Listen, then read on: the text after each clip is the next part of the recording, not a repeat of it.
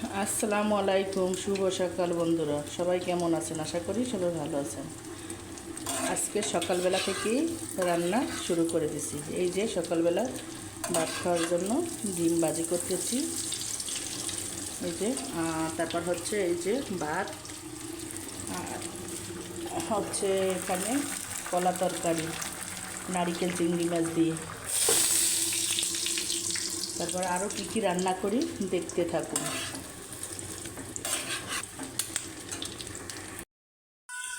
এখানে রাজহাঁসের মাংস একটু বসিয়ে দিলাম, কষাইতেছি। পেঁয়াজ রসুন মশলাপাতি সব কিছু দিয়ে একবারে কষাই দিতেছি। কষানো হয়ে গেলে জল দিয়ে দিই।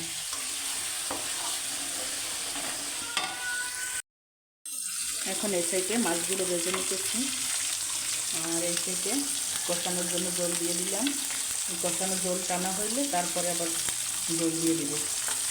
আর এই সাইডে ভাত আছে, দুপুর সকালে রান্না করছি।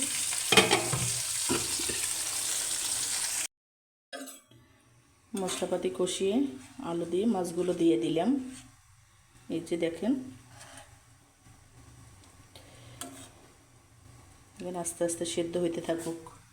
তারপর হচ্ছে এখানে এই হাঁসের মাংসে ঝোল দিয়ে দিলাম কষিয়ে।